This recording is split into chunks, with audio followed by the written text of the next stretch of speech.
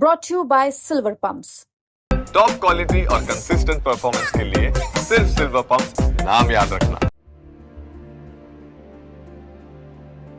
ये तस्वीरें हैं जम्मू कश्मीर के पूर्व राज्यपाल सत्यपाल मलिक की, जो फिलहाल घूमने फिरने और उठने में असमर्थ हैं। बीती 11 मई से सत्यपाल मलिक राम मनोहर लोहिया अस्पताल में भर्ती हैं और इनकी स्थिति बहुत गंभीर हो चुकी है और पिछले 3 दिनों से किडनी डायलिसिस की जा रही है।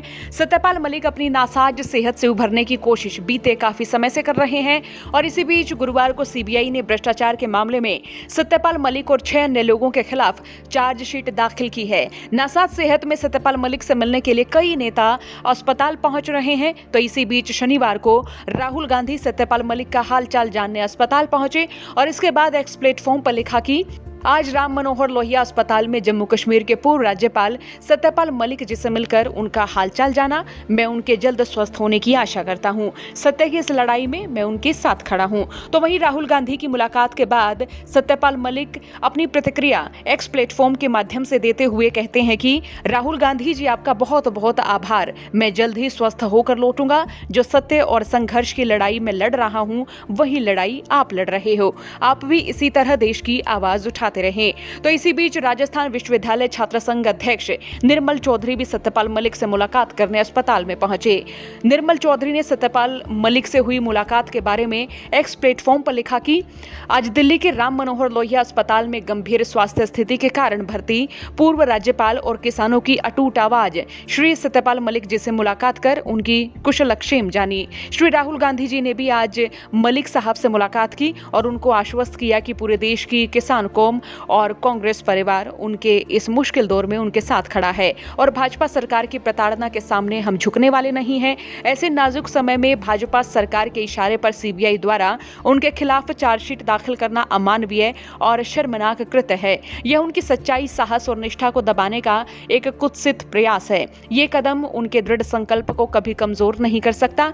श्री सत्यपाल मलिक जी की निडरता, राष्ट्र के प्रति अटूट समर्पण और सत्य के प्रति अडिग प्रतिबद्धता करोड़ों भारतीयों के लिए प्रेरणा का स्रोत है। उनकी आवाज ने हमेशा अन्याय के खिलाफ बुलंदी से गूंजकर जनता के हक की लड़ाई लड़ी है।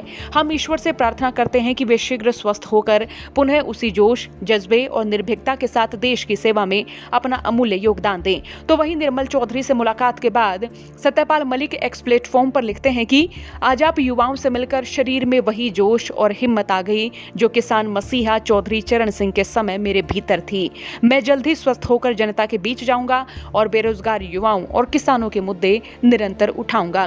तो वहीं देश के कई दिग्गज नेता सत्यपाल मलिक की नासाज सेहत से उभरने के लिए उन्हें दुआएं भेज रहे हैं। इसी बीच अखिलेश यादव एक्स प्लेटफॉर्म पर लिखते हैं कि अस्पताल में भर्ती श्री सत्यपाल मलिक जी की अति गंभीर हालत को देखते हुए सरकार से आग्रह है कि उन्हें सर्वोच्च प्राथमिकता के आधार पर सर्वश्रेष्ठ उपचार तत्काल उपलब्ध कराया जाए।